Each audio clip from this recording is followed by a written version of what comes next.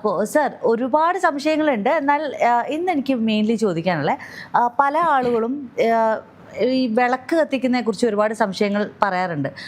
കണ്ടിട്ടുണ്ട് പൂവുകൊണ്ട് അണയ്ക്കുന്നത്, ചില ആളുകൾ ഇങ്ങനെ കൈയും കൊണ്ട് ചെയ്യും, ചില ആളുകൾ ഊതി അണയ്ക്കും. ഇതിലേതാ കറക്റ്റ് എന്നുള്ളതൊന്ന് പറയാമോ?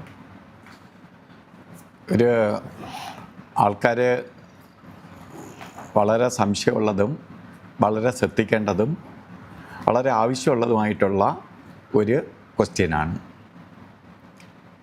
എന്ന് വെച്ചാൽ ആദ്യം നമ്മൾ വിളക്ക് അണയ്ക്കുന്നതിനും വിളക്ക് അണയ്ക്കുന്നതിനെ പോലെ വിളക്ക് തെളിയിക്കുന്നത് പോലെ പ്രാധാന്യമുണ്ട് വിളക്ക് അണയ്ക്കുന്നതിന്. അപ്പോൾ എന്താണ് ആദ്യം നമുക്ക് നോക്കേണ്ട ഒരു കാര്യം, എന്താണ് വിളക്ക്? ആദ്യം വിളക്ക് എന്തെന്ന് അറിഞ്ഞിട്ടല്ലേ നമുക്ക് തെളിയിക്കണോ അല്ലെങ്കിൽ അത് കെടുത്തണോ എന്നൊക്കെ തീരുമാനിക്കേണ്ടത്.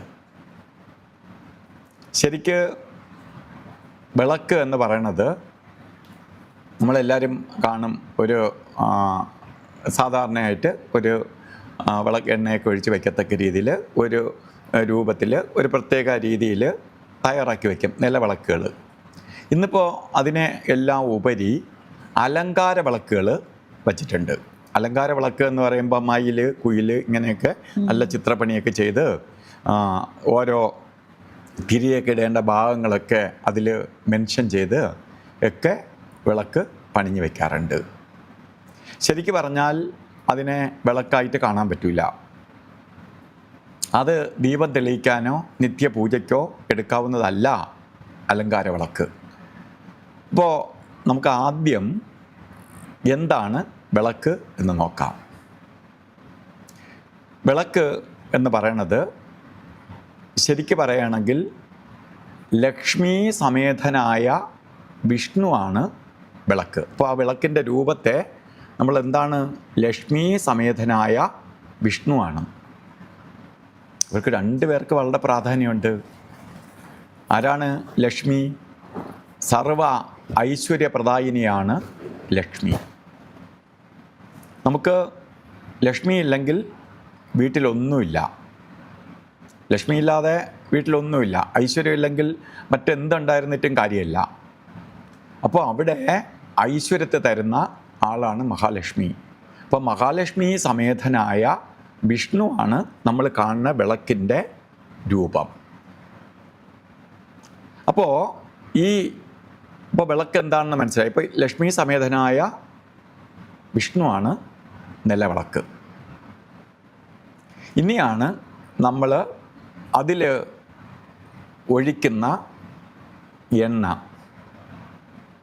നമ്മൾ എണ്ണ ഒഴിക്കും. എണ്ണ എന്ന് പറയുമ്പോൾ ആളുകൾ പല രീതിയിൽ, ചിലർ നെയ്യ് ഒഴിച്ച് വിളക്ക് തെളിയിക്കും, ചിലർ നല്ലെണ്ണ ഒഴിച്ച് വിളക്ക് തെളിയിക്കും, ചിലർക്ക് ശുദ്ധമായ വെളിച്ചെണ്ണ ഉപയോഗിച്ച് വിളക്ക് തെളിയിക്കും. അപ്പോൾ ഏറ്റവും നല്ലത് എന്ന് ഗ്രന്ഥങ്ങളിലൊക്കെ അനുശാസിക്കുന്നത് നെയ്യ് വിളക്ക് തന്നെയാണ്. ഇന്ന് നെയ്യ് വിളക്കെന്ന് പറഞ്ഞ് നമുക്ക് കിട്ടുന്ന നെയ്യൊന്നും ശുദ്ധമായ നെയ്യല്ല. മിക്കവാറും മൃഗക്കൊഴുപ്പാണ് നെയ്യിൽ ചേർത്ത് വരുന്നത്. കാരണം നമ്മൾ പണ്ട് കാലഘട്ടങ്ങളിൽ വീട്ടിൽ തന്നെ പശുവിനെ വളർത്തി, പശുവിന് നല്ല പച്ചപ്പുല്ലൊക്കെ കൊടുത്ത് വളർത്തുന്ന പശുവിനെ വളർത്തി ആ പശുവും പാലിൽ നിന്ന് കാച്ചി കടഞ്ഞെടുത്ത വെണ്ണ ഉരുക്കി ഉണ്ടാക്കുന്ന നെയ്യാണ് ഒറിജിനൽ നെയ്യ്. അത് ശുദ്ധമായ നെയ്യാണ്. ഇന്നിപ്പോൾ നമുക്ക് കിട്ടുന്ന പാലൊന്നും ശുദ്ധമായ പാലല്ല. അപ്പോൾ അതിൽ വെക്കുന്ന നെയ്യ് ശുദ്ധമായ നെയ്യുമല്ല. അപ്പോൾ നെയ്യ് വിളക്ക് തെളിയിക്കാതിരിക്കുന്നതാണ് നല്ലത്. കാരണം മൃഗക്കൊഴുപ്പ് ചേർന്ന് അല്ലെങ്കിൽ അശുദ്ധമായ നെയ്യ് ചേർത്ത് വരുമ്പോൾ അത് പാപകർമ്മം കിട്ടും. കാരണം ആ നെയ്യ് അല്ലെങ്കിൽ ആ ഒഴിക്കുന്ന എണ്ണ എന്താണെന്ന് അറിയുമ്പോൾ നമുക്ക് മനസ്സിലാവും. ഏറ്റവും നല്ലത് നമ്മളെ വീട്ടിൽ തന്നെ തേങ്ങ ആട്ടിയെടുക്കുന്ന വെളിച്ചെണ്ണ ഉണ്ടെങ്കിൽ ഏറ്റവും നല്ലത് ശുദ്ധമായ വെളിച്ചെണ്ണ. അപ്പോൾ നമ്മൾ തന്നെ വീട്ടിൽ കൊപ്ര ആട്ടി എടുക്കുന്ന നെയ്യ്, അല്ലാതെ എണ്ണ അല്ല വെളിയിൽ നിന്ന് വാങ്ങുന്നതല്ല. അല്ലെങ്കിൽ ഏറ്റവും ശുദ്ധം എന്ന് പറയുന്നത് എള്ളെണ്ണയാണ്. തില ഓയിൽ. തിലത്തിന് വളരെ പ്രാധാന്യമുണ്ട്. തിലം എന്ന് പറയുമ്പോൾ സർവ്വതും ശുദ്ധീകരിക്കാൻ. അതുകൊണ്ടാണ് നമ്മൾ ശുദ്ധി കർമ്മങ്ങൾക്കെല്ലാം തില ഹോമം ചെയ്യും. അപ്പോൾ തില ഓയിലാണ് ശരിക്ക് നല്ലെണ്ണ. അപ്പോൾ ശുദ്ധമായ നല്ലെണ്ണ ഉപയോഗിക്കുന്നതാണ് ഏറ്റവും ഉത്തമം. അപ്പോൾ നമുക്കതിൽ ഒഴിക്കേണ്ട എണ്ണയെക്കുറിച്ച് അറിയണം. അതുകൊണ്ടാണ് ഞാൻ ഈ എണ്ണ ഏത് ടൈപ്പിലുള്ള എണ്ണ, അല്ലാതെ വിളക്കെണ്ണയെന്നും പറഞ്ഞ് കടയിൽ വരുന്നതൊന്നും ശരിക്കും പറഞ്ഞാൽ വില കുറച്ച് കിട്ടുമായിരിക്കാം, പക്ഷെ അതൊന്നും ഒറിജിനൽ എണ്ണ ആയിരിക്കത്തില്ല. ശുദ്ധമായ നല്ലെണ്ണ ഒഴിച്ച് നമുക്ക് വിളക്ക് തെളിയിക്കാം. എന്തുകൊണ്ട് ആ എണ്ണയ്ക്ക് ഇത്രയും പ്രാധാന്യം കൊടുക്കുന്നു എന്ന് ചോദിച്ചാൽ, ലക്ഷ്മി സമേതനായ വിഷ്ണുവാണ് നിലവിളക്ക്. അതിൽ ഒഴിക്കുന്ന എണ്ണ മഹാമായയാണ്, അതായത് പാർവതി ദേവിയാണ്. അപ്പോൾ എണ്ണ ആരാണ്? ശരിക്കും ശക്തിയാണ്, പരാശക്തിയാണ്, അമ്മയാണ് എണ്ണ. അപ്പോൾ അതിൽ ഇടുന്ന തിരുനാളം, അപ്പോൾ 2 തിരി നമ്മളിങ്ങനെ ചേർത്തിടും. ആള് വിചാരിക്കും തിരികൾ ചേർത്തിടുന്നത് കൂടുതൽ തിരികൾ. അപ്പോൾ യാതൊരു തിരി എടുത്താലും അതിൽ കുറേ തിരികൾ ചേരുന്നതാണ് ഒരു തിരി. അത് നൂൽത്തിരി ആയാലും ശരി, നമ്മൾ തുണി എടുത്ത് തിരിയിട്ടാലും അതിൽ ഒരുപാട് നൂലുകൾ ചേർന്നാലേ അതൊരു തിരി ഉണ്ടാക്കാൻ പറ്റുള്ളൂ. അപ്പോൾ അതല്ല, 2 തിരികൾ ചേർത്തിടണം. കാരണം എന്താണ്? ഈ 2 തിരികൾ ചേർത്ത് ഇങ്ങനെ ഇടുന്നത് ബ്രഹ്മാവും സരസ്വതിയാണ്. അപ്പോൾ മഹാമായയിൽ 2 തിരികൾ ചേർത്തിടുമ്പോൾ ബ്രഹ്മാവും സരസ്വതി ദേവിയുമാണ്.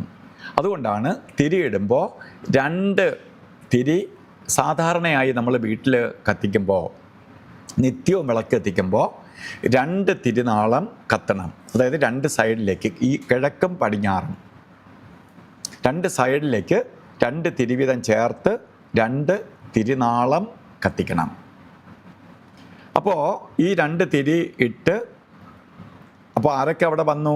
ലക്ഷ്മി സമേതനായ വിഷ്ണു, അപ്പോൾ ബ്രഹ്മാവും സരസ്വതിയും തിരുനാളമായിട്ട് അതിൽ നിൽക്കുകയാണ്. മഹാമായ അതിൽ ഒഴിച്ചു. അപ്പോൾ മഹാമായ ആയ പാർവതി ദേവി ഈ എണ്ണ തിരിയിലൂടെ സഞ്ചരിച്ച് അവിടെ കത്തിക്കുന്ന തീനാളമാണ് മഹാദേവൻ. അപ്പോൾ പാർവതി ദേവി ശിവനിൽ ലയിക്കുന്നതാണ് ശരിക്ക് പറഞ്ഞാൽ ഒരു വിളക്ക് കത്തിക്കുന്നതിൻ്റെ ലക്ഷ്യം. അപ്പോൾ അവിടെ ആര് വരുന്നുണ്ട്?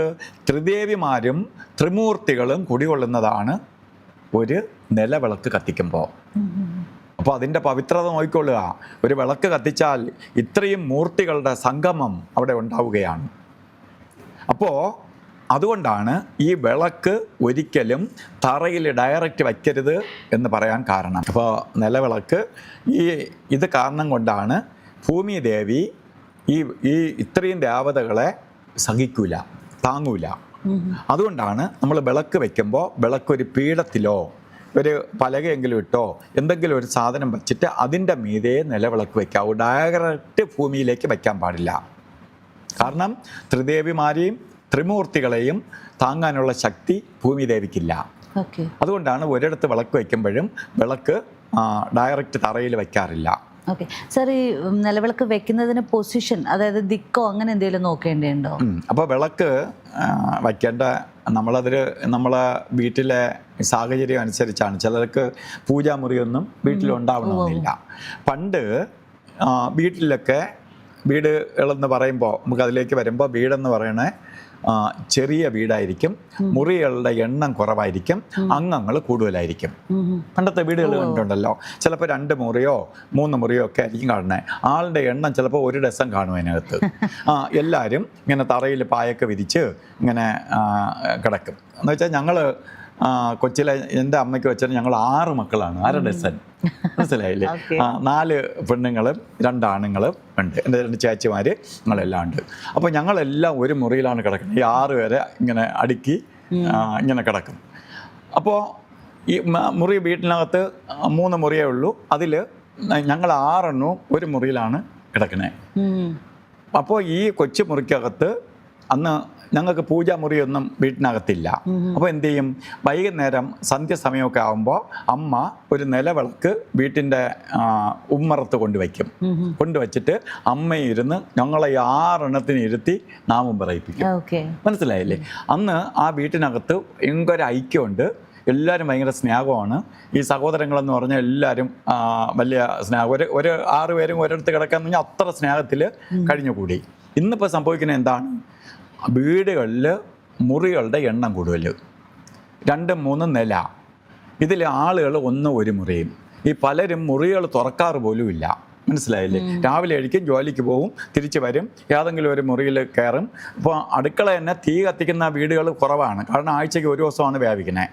പിന്നെ വല്ല ചായ വല്ല ഇട്ടതായി മിക്കവാറും ആളുകൾ വിളിച്ച് പറഞ്ഞ് ഓർഡർ ചെയ്ത് സാധനം കഴിക്കുന്നവരാണ് കൂടുതൽ പേര്. ഇപ്പം ഈ ദുബായിൽ വന്നപ്പോഴും അങ്ങനെ കണ്ടു. ഞാൻ താമസിക്കുന്ന സിറ്റിയിൽ ട്രിവാൻഡ്രത്താണ്. അവിടെയും ഉടനെ കോൾ ചെയ്ത് സാധനം വാങ്ങിക്കുന്നവരാണ് കൂടുതൽ പേര്. വീടുകളിൽ വച്ച് കഴിക്കുന്നവർ കുറവായി വന്നുകൊണ്ടിരിക്കുകയാണ്. അപ്പോൾ അവിടെ എന്ത് സംഭവിക്കും, ഈ വീട്ടിൽ വെളിച്ചമോ കാറ്റോ പ്രവേശിക്കില്ല. അപ്പോൾ ഇങ്ങനെ വരുന്ന വീടുകളിൽ പൂജാമുറിയൊക്കെ ഉണ്ട്. പക്ഷേ പൂജാമുറിയിൽ ശരിക്കും പ്രാർത്ഥനയൊന്നുമില്ല, പൂജാമുറി മാത്രമേ ഉള്ളൂ. അപ്പോൾ ദൈവമായിട്ട് അവിടെ ഇരുന്ന് പ്രാർത്ഥിക്കുമെങ്കിലേ ഉള്ളൂ, വീട്ടിലുള്ളവർ പ്രാർത്ഥിക്കാറില്ല. ഇത്ര സൗകര്യങ്ങൾ കൂടി, അപ്പോൾ ദൈവാധീനം കുറഞ്ഞു. അപ്പോൾ പൂജാമുറിക്ക് പ്രാധാന്യമുണ്ടോ എന്ന് ചോദിച്ചാൽ ഇല്ല. നമ്മൾ എവിടെ വിളക്ക് വച്ചാലും വിളക്ക് വയ്ക്കേണ്ടതിന് സാധാരണ പൂജാമുറിയിൽ വിളക്ക് വയ്ക്കുന്നതിന് 2 സ്ഥാനങ്ങളാണ് ശരിക്കും ദേവസ്ഥാനമായിട്ട് നമുക്ക് കാണാം. ഒന്ന് കന്നിഭാഗത്ത് നമുക്ക് വിളക്ക്. കന്നിഭാഗം എന്ന് പറഞ്ഞാൽ എന്താണ്, വാസ്തുപുരുഷൻ്റെ പാദം. വാസ്തുപുരുഷൻ്റെ പാദം എവിടെയാണ്? വാസ്തുപുരുഷൻ എന്ന് പറഞ്ഞാൽ ശരിക്കും വാസ്തുദേവൻ ഭൂമിയിൽ കിടക്കുന്നതെന്ന് പറഞ്ഞാൽ വടക്ക് കിഴക്ക് തലയും വെച്ച് തെക്ക് പടിഞ്ഞാറ് കാലും വെച്ചാണ് കിടക്കുന്നത്. അദ്ദേഹത്തിന് കിടക്കാനുള്ള സ്ഥലം ഭൂമിയിലില്ല. അതുകൊണ്ട് അദ്ദേഹം ഇങ്ങനെ കോണ് തിരിഞ്ഞ് കിടക്കുകയാണ്. മാത്രമല്ല ഇങ്ങനെ ചുരുണ്ട് കിടക്കുകയാണ്, നൂന്ന് കിടക്കാനുള്ള സ്ഥലമില്ല ഭൂമി. അപ്പോൾ ഈ തലയിലോ നമുക്ക് കാലിലോ ഒരാളിനെ നമ്മൾ പാദത്തിൽ തൊട്ട് തൊഴും, അല്ലെങ്കിൽ നമ്മൾ ശിരസ്, ഈ 2 ഭാഗത്ത് പൂജാമുറി അല്ലെങ്കിൽ വിളക്ക് കത്തിച്ച് വയ്ക്കുന്നതാണ് ഏറ്റവും നല്ലത്. പല വീടുകളിലും ചിലപ്പോൾ അതിനുള്ള സാഹചര്യം ഉണ്ടാവണമെന്നില്ല. അതുകൊണ്ട് എവിടെ വയ്ക്കുന്നു എന്നുള്ളിടത്തല്ല, ശുദ്ധമായ സ്ഥലത്ത് വെച്ച് വിളക്ക് തിരി കത്തിക്കുമ്പോൾ അത് കിഴക്കും പടിഞ്ഞാറുമായിട്ട് തിരി ഇട്ട് കത്തിക്കണം. 2 തിരുനാളം ഞാൻ പറഞ്ഞു, ദേവന്മാർ, അതായത് ബ്രഹ്മാവും സരസ്വതി ദേവിയാണ് തിരുനാളം, മഹാമായയാണ് എണ്ണ, ശരിക്ക് വിഷ്ണു മഹാലക്ഷ്മിയാണ് വിളക്ക്. അപ്പോൾ ഈ എണ്ണ ശരിക്ക് സരസ്വതിയിലൂടെ സഞ്ചരിച്ച് മഹാദേവനിൽ ലയിക്കുന്നതാണ് വിളക്കിൻ്റെ ശാസ്ത്രീയ വശം. എന്നിട്ട് ഇപ്പം തന്നെ പല ശാസ്ത്രജ്ഞന്മാരും ഈ വിളക്ക് എണ്ണ ഇതിലൂടെ സഞ്ചരിച്ച് കത്തുന്ന സമയത്ത് ചില സൗണ്ട് ഉണ്ടായിക്കൊണ്ടിരിക്കുന്നു എന്നാണ്, ഓങ്കാരധ്വനി ഉണ്ടായിക്കൊണ്ടിരിക്കുന്നു എന്നാണ്. അപ്പോൾ ഇത് തന്നെ ഈ വിളക്ക് കത്തുമ്പോൾ അവിടെ മന്ത്രജപം നടക്കുകയാണ്. ഇവരുടെ സംഗമം വരുമ്പോൾ ഇവിടെ പോസിറ്റീവ് എനർജി വരെയാണ്. അപ്പോൾ ഈ നിലവിളക്ക് കത്തിച്ച് വെച്ച് പ്രാർത്ഥിച്ചാലോ ഉള്ള അവസ്ഥ ആലോചിച്ച് നോക്കാം. ഇവർ ഇത്രയും പേരുണ്ട്, ഇത്രയും ദേവതകളെ പ്രാർത്ഥിക്കുന്നതിൻ്റെ ഫലം കിട്ടും ഒരു നിലവിളക്ക് വച്ച് കത്തിച്ച് പ്രാർത്ഥിച്ചാൽ. അതുകൊണ്ടാണ് ഒരു വീട്ടിൽ നിലവിളക്ക് കത്തിക്കുന്നതിൻ്റെ പ്രാധാന്യം. ഇനിയാണ് നമുക്ക് ഏറ്റവും കൂടുതൽ ശ്രദ്ധിക്കേണ്ടത്. ഈ നിലവിളക്ക് കത്തിക്കുന്നതിൽ കുറേ കാര്യങ്ങളുണ്ട്. അപ്പോൾ നിലവിളക്ക് എങ്ങനെ കത്തിക്കണം? ആളുകൾ നിലവിളക്ക് ഇതുപോലെ വച്ചു, വിളക്ക് ഒരുക്കണം. വിളക്ക് ഒരുക്കുക എന്ന് പറഞ്ഞാൽ എങ്ങനെയാണ്? ആദ്യം ശ്രദ്ധിക്കേണ്ടത് വിളക്ക് തുടച്ച് വൃത്തിയാക്കണം. നമ്മൾ ഒരു പാത്രത്തിൽ ആഹാരം കഴിച്ചു, ഇന്നലെ കഴിച്ച പാത്രം അല്ലെങ്കിൽ രാത്രി കഴിച്ച പാത്രം, ആ പാത്രം എടുത്തു വെച്ച് കഴുകാതെ രാവിലെ എടുത്ത് ആരും ആഹാരം കഴിക്കാറില്ല. പലരും വിളക്കുകൾ കത്തിച്ച് വെച്ചിരിക്കുന്ന കണ്ടാൽ നമുക്ക് തന്നെ അതിശയം തോന്നും. കാരണം ആ വിളക്ക് അവർ വൃത്തിയാക്കില്ല. ആ വിളക്കിന് ഒന്ന് ചെറുതായിട്ടൊന്ന് തുടച്ചിട്ട് ആ വിളക്കിൽ എണ്ണ ഒഴിച്ച് കത്തിക്കും. ചിലരാവിട്ട് ആ വിളക്കിൽ ആ തിരി ഇരിക്കുന്ന എണ്ണയും തിരിയായിട്ട് ബാക്കിയിരിക്കുന്ന അതിലേക്ക് കത്തിക്കും. ഇങ്ങനെ ഒന്നും ചെയ്തുകൂടാ. അതൊക്കെ എച്ചിലാണ്.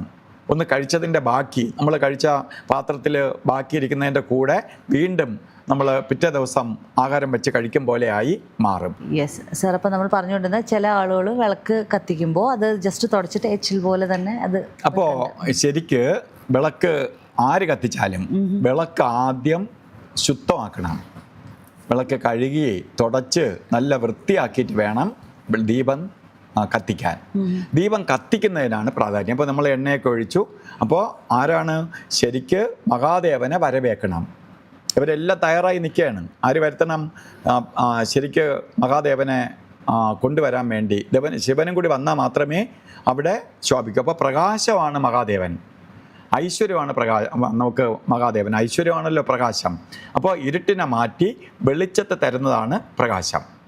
അപ്പോൾ ആ വെളിച്ചം അവിടെ കൊണ്ടുവരണം. വീട്ടിനകത്ത് പ്രകാശം വരെയാണ്, സന്തോഷം വരെയാണ്, ഐശ്വര്യം വരെയാണ്. അപ്പോൾ ഐശ്വര്യദായകമാക്കി തീർക്കാൻ വേണ്ടി, അല്ലാതെ വിളക്ക് എണ്ണയൊക്കെ ഒഴിച്ച് തിരിയൊക്കെ ഇട്ട് ഇങ്ങനെ വെച്ചത് കൊണ്ട് അവിടെ ഐശ്വര്യം വരില്ല. കാരണം എന്താണ്? അത് തെളിയിക്കണം. അത് കത്തിക്കുന്നതിലാണ് പല തരത്തിലുള്ള ആൾക്കാർക്ക് ബുദ്ധിമുട്ടുകളുണ്ടാവണേ. ചിലർ ഇങ്ങനെ തീപ്പെട്ടി ഒഴിച്ച് കത്തിക്കും, ചിലർ ഈ സിഗരറ്റ് ലാമ്പ് കൊണ്ട് ഡയറക്റ്റ് കത്തിക്കും. ഇങ്ങനെയൊക്കെ വിളക്ക് കത്തിക്കും. നമ്മൾ ആദ്യം മനസ്സിലാക്കേണ്ടത് ആരെയാണ് നമ്മൾ വരവേക്കുന്നത്? മഹാദേവനെ വരവേക്കുകയാണ്. അപ്പോൾ തീപ്പെട്ടി കോലിങ്ങനെ ഡയറക്റ്റ് ഒഴിച്ച് കത്തിച്ചുകൂടാ, മറ്റെന്തെങ്കിലും കൊണ്ടും കത്തിച്ചുകൂടാ. പിന്നെ എങ്ങനെ കത്തിക്കണം? ഒരു കൊടി വിളക്കിലേക്ക് അല്ലെങ്കിൽ വേറൊരു തിരിയിലേക്ക് തീ പകർന്ന് ആ തീ കൊണ്ട് വേണം ഭഗവാനെ വരവേക്കാൻ. ഇപ്പോൾ തീ കത്തിക്കുന്നത് വളരെ ശ്രദ്ധിച്ച് വേണം ചെയ്യാൻ. ഇത് ഭക്തിയോടുകൂടി ഇത്രയും ദേവതകളെ നമ്മൾ ഇരുത്തിക്കുകയാണ്. ഇത്രയും ദേവതകളുടെ അനുഗ്രഹം വരണം. ഈ ത്രിമൂർത്തികളും ത്രിദേവികളും വന്നാൽ വീട്ടിനകത്ത് എല്ലാം വരുമെന്നാണ്. എല്ലാം വരും. ത്രിമൂർത്തികളും ത്രിദേവികളും വന്നാൽ വീട്ടിലത്തേക്ക് വേണ്ട എല്ലാം അതിനകത്തുണ്ട്. കാരണം മഹാലക്ഷ്മി സമ്പത്ത് തരും, വിഷ്ണു എല്ലാ ദോഷത്തെയും മാറ്റും, മഹാമായ പെറ്റമ്മയെ പോലെ സംരക്ഷിക്കും, മഹാദേവൻ സർവ്വ ഐശ്വര്യത്തെയും തീർന്ന് സർവ്വ കഷ്ടതയും തീർത്ത് നമ്മളെ മുക്തിയിലേക്ക് നയിക്കും. അതുപോലെ സരസ്വതി ദേവി ബുദ്ധിയും അറിവും തരും. അതുപോലെ ബ്രഹ്മാവ് ജ്ഞാനത്തിൻ്റെ ദേവതയാണ്, എല്ലാ അറിവും അവരിൽ നിക്ഷിപ്തമാണ്. അപ്പോൾ ഏറ്റവും നല്ലത് ബുദ്ധിശക്തിയും ഉണർവും ഉന്മേഷവും ഐക്യവും സമാധാനവും സന്തോഷവും എല്ലാം തരാനായിട്ട് ഈ ഒറ്റ വിളക്ക് കൊണ്ട് മാത്രം സാധിക്കും. അപ്പോൾ ഇത് കത്തിച്ചു, വിളക്ക് കത്തിച്ചു. ആളുകളെല്ലാം ചെയ്യണമെന്ന് വെച്ചാൽ മിക്കവാറും വിളക്കം കത്തിച്ചിട്ട് ഇപ്പോൾ ഈ ചില മന്ത്രങ്ങളൊക്കെ റെക്കോർഡ് ചെയ്ത് ഇങ്ങനെ വച്ചിട്ടുണ്ട്. ഇതിനെ അവിടെ വച്ചു കൊടുക്കും ദൈവത്തിന് കേൾക്കാൻ. ദൈവത്തിന് മന്ത്രം അറിഞ്ഞൂടല്ലോ, അതുകൊണ്ട് അത് അവർ കേട്ട് പഠിക്കട്ടെന്നും പറഞ്ഞ് ഇവർ വച്ചിട്ട് വേറെ ജോലിക്ക് പോകും. അല്ല ടി വി കാണാനോ അല്ലെങ്കിൽ എവിടെയെങ്കിലും പോയി മൊബൈലിൽ കുത്തിക്കൊണ്ടിരിക്കേ ഒക്കെ ചെയ്യും. അവരെ ഐശ്വര്യവും അതുപോലെ ആയിരിക്കും. കാരണം ഇവരെ ഇവിടെ കൊണ്ടിട്ടിട്ട് അവിടെ ഒരു പാട്ടും വെച്ച് കൊടുത്തിട്ട് ഇവർ പോയി അവരുടെ ജോലി ചെയ്യും. അപ്പോൾ അതിൻ്റെ കൂലിയായിരിക്കും അവർക്ക് കിട്ടണേ. എന്താണോ കാണുന്നത് അത് തന്നെ ആയിരിക്കും കിട്ടണേ. അവിടെ ചെയ്യേണ്ട ഒരു കാര്യം എന്ന് പറഞ്ഞാൽ ഏറ്റവും ശ്രദ്ധിക്കുക. നിങ്ങൾ വിളക്ക് കത്തിച്ചില്ലെങ്കിൽ കത്തിക്കരുത്. നിങ്ങൾ വിളക്ക് കത്തിക്കണമെന്ന് നിർബന്ധമൊന്നുമില്ല. വീട്ടിൽ കത്തിച്ചാൽ ആ വിളക്ക് എന്താണെന്ന് നോക്കണം. ഇത്രയും ദേവതകളെ അവിടെ ഇരുത്തിയിട്ട് നിങ്ങളെ ഇഷ്ടത്തിന് നടക്കരുത്. കുറച്ച് നേരമെങ്കിൽ കുറച്ച് നേരം, 5 മിനിറ്റെങ്കിൽ 5 മിനിറ്റ്, 10 മിനിറ്റെങ്കിൽ 10 മിനിറ്റ് ഈ വിളക്കിൻ്റെ മുമ്പേ ഇരുന്ന് പ്രാർത്ഥിക്കണം. നിങ്ങൾക്ക് ഇഷ്ടമുള്ള ദൈവത്തിനെ പ്രാർത്ഥിക്കുക. ഈ ദീപം തെളിയിച്ചിട്ട് നമുക്ക് ഇഷ്ട ദൈവത്തിനെ പ്രാർത്ഥിക്കാം. ദൈവം ഒന്നേ ഉള്ളൂ, പ്രപഞ്ചശക്തി. ഇത് പല രൂപത്തിലുള്ള പല സർവ്വ ഐശ്വര്യത്തിന് വേണ്ടിയിട്ടുള്ളതാണ്. എല്ലാ ഐശ്വര്യവും എല്ലാവർക്കും വേണം. ഇന്നാർക്ക് ഇന്ന ഐശ്വര്യം, ഇന്നാർക്ക് ഇന്ന ഐശ്വര്യം എന്നൊന്നുമില്ല. പൈസ എല്ലാവർക്കും വേണം, ആരോഗ്യം എല്ലാവർക്കും വേണം, സമാധാനം എല്ലാവർക്കും വേണം, തടസ്സം എല്ലാവർക്കും മാറണം. അപ്പോൾ എല്ലാവർക്കും ഫലം കിട്ടും ഈ വിളക്ക് കത്തിച്ച് വെച്ച് പ്രാർത്ഥിച്ചാൽ. അപ്പോൾ കുറച്ച് നേരമെങ്കിലും പ്രാർത്ഥിക്കണം. പ്രാർത്ഥിച്ചിട്ട് എന്ത് ചെയ്യണം? ഈ ദീപം അണയ്ക്കണം. കരിന്തിരി കത്തരുത്. ആളുകളെല്ലാം ദീപവും കത്തിച്ച് വച്ചിട്ട് അവർ ഇതിന് പോവും. വിളക്കിരുന്ന് കരിന്തിരി കത്തി അതങ്ങ് കത്തി നശിക്കും. കത്തി നശിക്കുമ്പോൾ സംഭവിക്കുന്നത് എന്താണ്? ഇത്രയും ദേവതകളുടെ കോപം ഉണ്ടാവും. ദീപം കത്തി അണയരുത്, തിരി കത്തി തീരരുത്. അപ്പം നമുക്ക് പിന്നെ എങ്ങനെ അണയ്ക്കാം? നമുക്ക് ചിലപ്പോൾ നമുക്ക് സമയം കിട്ടില്ല, നമുക്ക് വേറെ കാര്യത്തിലേക്ക് പോകണം. അതുകൊണ്ടാണ് ഞാൻ പറഞ്ഞ 5 മിനിറ്റെങ്കിൽ 5 മിനിറ്റ് പ്രാർത്ഥിച്ചിട്ട് ദീപം അണയ്ക്കണം. ദീപം അണയ്ക്കുന്നതിനാണ് ഏറ്റവും കൂടുതൽ ശ്രദ്ധിക്കേണ്ടത്. ആളുകൾക്കെല്ലാം ബുദ്ധിമുട്ട്. ചിലർ ഇങ്ങനെ കൈ കൊണ്ട് അടിച്ചണയ്ക്കും, ചിലർ ഊതി അണയ്ക്കും, ചിലർ പൂവെടുത്ത് തീയിൽ കുത്തി അണയ്ക്കും. പൂവ് എന്ന് പറഞ്ഞ മഹാലക്ഷ്മിയാണ്. ഇപ്പോഴും പുഷ്പം അമ്മയാണ്, ശരിക്കും ദേവിയാണ്. എന്ത് ദേവിയായാലും അത് താമരപ്പൂവാണെങ്കിൽ സരസ്വതി ദേവിയാണ്. അതുപോലെ എല്ലാം ദേവ അംശമാണ്. അത് യാത് പൂവായാലും, അത് തുളസി ഇലയാണെങ്കിൽ അത് വിഷ്ണുവിൻ്റെ അംശമാണ്. അപ്പോൾ കൊണ്ട് പൂവ് നമ്മൾ തീയിലേക്ക് ഇങ്ങനെ അണയ്ക്കാനായിട്ട് ശ്രമിക്കുമ്പോൾ പൂവ് കത്തും എന്തായാലും. അപ്പോൾ പൂവ് കത്തുക എന്ന് പറഞ്ഞാൽ അത് ദേവീയ കോപമാണ്. നമുക്ക് അടിച്ചണയ്ക്കൂല. ഒരാളിനെ ഇങ്ങനെ അടിച്ചണയ്ക്കുക എന്ന് പറഞ്ഞാൽ അവരെ നിഷേധിക്കുകയാണ്. ഊതി അണയ്ക്കുക എന്ന് പറഞ്ഞാൽ അതിനേക്കാൾ അശുദ്ധമാക്കുകയാണ്. മനസ്സിലായില്ലേ? അപ്പോൾ നമ്മൾ തന്നെ ഒരാളിൻ്റെ അടുത്ത് നിന്ന് ഇങ്ങനെ ചിലപ്പോൾ സംസാരിക്കുമ്പോൾ തന്നെ അവരങ്ങോട്ട് മാറി എന്ന് സംസാരിക്കും. അത്രയ്ക്ക് നല്ല ശ്വാസമാണ് ആളുകളെ വായിന്ന് വരണത്. അപ്പോൾ ഈ ദൈവത്തിന് ഇത്രയും ആളുകളെ വെച്ചിട്ട് ഊതുക എന്ന് പറഞ്ഞാൽ അവരെ കേസ് തീരുമാനം. ഇവർ പിന്നെ ഈ ഏരിയയിലേ വരില്ല. നാളെ വിളക്ക് എത്തിച്ചാൽ തന്നെ ഈ ദൈവങ്ങളൊന്നും ഈ ഏരിയയിൽ വരില്ല. അപ്പോൾ അതുകൊണ്ട് നമുക്ക് ഇത്തരം രീതിയിലൊന്നും ദീപം അണയ്ക്കരുത്. അപ്പോൾ എങ്ങനെ ദീപം അണയ്ക്കണം? ആരാണ് എണ്ണ എന്ന് പറഞ്ഞാൽ മഹാമായ പാർവതി ദേവി. ആരാണ് ദീപം? മഹാദേവനാണ്. ശരിക്ക് ഭഗവാനെ അമ്മയിലേക്ക് ലയിപ്പിക്കണം. അതായത് ഈ തിരുനാളത്തെ എണ്ണയിലേക്ക് പതുക്കെ വലിച്ചിടണം. എന്തുകൊണ്ട്?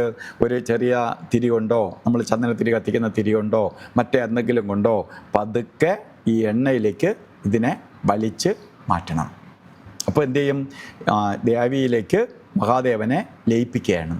അപ്പോൾ ഇങ്ങനെയാണ് ദീപം അണയ്ക്കേണ്ടത്. അപ്പോൾ ദീപം കത്തിക്കുന്നതിനേക്കാൾ പ്രാധാന്യമാണ് ദീപം അണയ്ക്കേണ്ടത്. ഇത് രണ്ടും ആളുകൾക്ക് അറിഞ്ഞുകൂടാ. അതിൽ വന്ന് വിളക്ക് കത്തിക്കും. നമ്മുടെ വീട്ടിൽ പിന്നെ എനിക്ക് പറ്റി മൂത്തിട്ട് ഭയങ്കരമായിട്ട് ചെന്ന് എല്ലാ ദിവസവും ഞാൻ രാവിലെയും വൈകുന്നേരവും ഒക്കെ വിളക്ക് കത്തിക്കുന്നുണ്ട്. കത്തിപ്പ് ഇതാണ്. കത്തിച്ചിട്ട് എന്ത് ചെയ്യും? നേരെ പോയി ഒരു ചടങ്ങ് ചെയ്യും പോലെ ചെയ്യൽ. അങ്ങനെ ചെയ്യരുത്. ദൈവത്തെ പ്രാർത്ഥിക്കുകയാണെങ്കിൽ നിങ്ങൾക്ക് പ്രാർത്ഥിക്കാനായിട്ടുള്ള ഒരു മൂഡ് വന്നാൽ മാത്രമേ നിങ്ങൾ ഇരുന്ന് പ്രാർത്ഥിക്കാവൂ. ഇല്ലെങ്കിൽ വിളക്ക് കത്തിച്ചിട്ടുണ്ട്, ദൈവം നിങ്ങളെ ചീത്ത വിളിക്കൊന്നുമില്ല. നീ എന്തുകൊണ്ട് കത്തിച്ചില്ല എന്നൊന്നും ചോദിക്കില്ല. അവരെ വിളിച്ചു വരുത്തി നിഷേധിച്ചാൽ, അവരെ വിളിച്ചു വരുത്തി അപമാനിച്ചാൽ അവർ വിടത്തില്ല. അപ്പോൾ ദൈവത്തെ വിളിച്ചു വരുത്തി കളിയാക്കരുത്. വിളിച്ചു വരുത്തുന്നുണ്ടെങ്കിൽ, അവരെ പ്രാർത്ഥിക്കുന്നുണ്ടെങ്കിൽ അത് നിങ്ങൾ വിധി പ്രകാരം പ്രാർത്ഥിക്കണം. അത് എല്ലാ ദിവസവും പ്രാർത്ഥിച്ചേ തീരുള്ളൂ എന്നൊന്നുമില്ല. കാരണം പ്രാർത്ഥിക്കുന്ന ആരാണ്? ആ വ്യക്തിയിലാണ്. ആ വ്യക്തിയിൽ നിക്ഷിപ്തമാണ്. ആ വ്യക്തിയിലെ മനസ്സിൻ്റെ അവസ്ഥയാണ്. ആ മനസ്സ് അവിടെ ഏകാഗ്രത കിട്ടിയാൽ മാത്രമേ അവരിൽ നമുക്ക് പ്രാർത്ഥനയുടെ ഫലം കിട്ടത്തുള്ളൂ. ഇത് പിന്നെ 2, എപ്പോഴാണ് വിളക്ക് കത്തിക്കേണ്ടത്? അപ്പോൾ വിളക്ക് കത്തിക്കുന്ന കാര്യം ഞാൻ പറഞ്ഞു. നമുക്ക് എങ്ങനെ വിളക്ക് എന്താണെന്ന് അറിഞ്ഞു. അപ്പോൾ വിളക്ക് തെളിയിക്കേണ്ടത് എങ്ങനെയെന്ന് പറഞ്ഞു. അപ്പോൾ വിളക്ക് അണയ്ക്കേണ്ടത് എങ്ങനെയെന്ന് മറിച്ചു. എപ്പോഴാണ് വിളക്ക് കത്തിക്കേണ്ടത്? ശരിക്ക് സാധാരണയായി വീടുകളിൽ വിളക്ക് കത്തിക്കുന്നത് സന്ധ്യാദീപമാണ് കത്തിക്കാറുള്ളത്. നല്ലൊരു ശതമാനം ആൾക്കാരിലും രാവിലെ വിളക്ക് അധികമായിട്ട് കത്തിക്കാറില്ല. കൂടുതലേരും വിളക്ക് കത്തിക്കുന്നത് ശ്രീസന്ധ്യ സമയം. ശ്രീസന്ധ്യ എന്നാണ് അതിനെ പറയണേ. അതായത് സൂര്യൻ പോവുകയും, അതായത് പകൽ പോവുകയും രാത്രി വരികയും ചെയ്യുന്ന ഈ സമയത്തെയാണ് ശ്രീസന്ധ്യ എന്ന് പറയണേ. 2 സന്ധ്യയുണ്ട്. രാവിലെയും സന്ധ്യയുണ്ട്. രാവിലെയും രാത്രി പോയി പകൽ വരെയാണ്. വൈകുന്നേരം എന്ത് സംഭവിക്കും? പകൽ പോയി രാത്രി വരെയാണ്. ഈ 2 സന്ധ്യയുണ്ട്. അപ്പോൾ ഈ സന്ധ്യ സമയത്താണ് ശരിക്ക് വിളക്കത്തിന്. ഈ സമയത്താണ് നെഗറ്റീവ് വീട്ടിലേക്ക് കയറാൻ സാധ്യത. പ്രകാശം പോയിട്ട് ഇരുട്ട് കയറുകയാണ്. ഇരുട്ടെന്ന് പറഞ്ഞാൽ മൂദേവിയാണ്. പ്രകാശം ശ്രീദേവിയാണ്. അപ്പോൾ ശ്രീദേവി പോയി മൂദേവി വരുന്ന സമയത്താണ് നമ്മൾ കത്തിക്കുക. അതുകൊണ്ട് പണ്ട് വീടുകളിലൊക്കെ ആൾക്കാർ ചെയ്യും, ആദ്യം വിളക്ക് കത്തിക്കുന്നതിന് മുമ്പ് വീടൊക്കെ നല്ലപോലെ അടിച്ച് വൃത്തിയാക്കി വീട്ടിൻ്റെ ഫ്രണ്ടിലും ബാക്കിലും ഡോറ് കാണും. ബാക്ക് സൈഡിലെ ഡോറൊക്കെ അടച്ചിട്ട് വീടിനകം പുകയ്ക്കും. ഒന്ന് പുകയൊക്കെ കാണിച്ച്, പുകയ്ക്കുക എന്ന് പറഞ്ഞാൽ എന്താണ്? ഈ മൂദേവിയെ പുറത്തിറക്കുന്നതാണ് പുകയിലൂടെ. പുകച്ച് പുറത്താക്കുകയാണ്. അപ്പോൾ പുകച്ചതിന് ശേഷം ആണ് ദീപം തെളിയിക്കണേ. അപ്പോൾ അതുകൊണ്ടാണ് പലപ്പോഴും ശ്രദ്ധിച്ചിട്ടുണ്ടാവും, ഓരോ ഹോമങ്ങൾ ചെയ്യുമ്പോഴും നമ്മൾ കത്തിച്ച് അതിൻ്റെ പുകയാണ്, ആ പുക ഓരോ ഭാഗത്ത് എത്തുന്നതിനനുസരിച്ചാണ് ഓരോ ദേവതയുടെ പ്രീതി വരണേ, ഓരോ ദുരിതം മാറണത്. ഇപ്പോൾ മൃത്യുഞ്ജയ ഹോമം ആയാലും ശരി, ഗണപതി ഹോമം ആയാലും ശരി, ഓരോ കാര്യത്തിന് വേണ്ടി ചെയ്യുമ്പോഴും ആ ഹോമദ്രവ്യങ്ങൾക്ക് പ്രാധാന്യമുണ്ട്. അതവിടെ കത്തി ഇല്ലാതെയൊക്കെയാണ്, അത് നശിപ്പിക്കുകയാണ്. അപ്പോൾ അതുകൊണ്ട് ഈ ശ്രീസന്ധ്യ സമയത്താണ് നമുക്ക് വിളക്ക് കത്തിക്കേണ്ടത്. അതായത് അന്ന് സൂര്യൻ അസ്തമിക്കുന്നത് ഒരു 6-6:30 മണിക്കാണെങ്കിൽ ആ ആദ്യത്തെ ശരിക്കും 1 നാഴിക നേരത്തിനകത്ത് കത്തിക്കണം, 24 മിനിറ്റിനകം. അതായത് സാധാരണയായിട്ട് ഒരു 6:30-7 നമ്മൾ ദീപം തെളിയിക്കണം. ഈ സമയത്ത് ദീപം കത്തിച്ച് പ്രാർത്ഥിക്കുന്നതാണ് ഏറ്റവും ഉത്തമം. ഇല്ലെങ്കിൽ എന്ത് ചെയ്യണം, എനിക്ക് ചിലർ ജോലിക്കൊക്കെ പോയിട്ട് വരുമ്പോൾ ലേറ്റായി പോകും. കാരണം അവർ ജോലിക്കൊക്കെ പോയി ജോലി സ്ഥലത്ത് നിന്നൊക്കെ എത്തുമ്പോൾ ഈ സമയത്തൊന്നും എത്താൻ പറ്റിയെന്നിരിക്കില്ല. എല്ലാം ജീവിതമാണല്ലോ, ജീവിതമാർഗ്ഗമാണല്ലോ ഏറ്റവും വലുത്.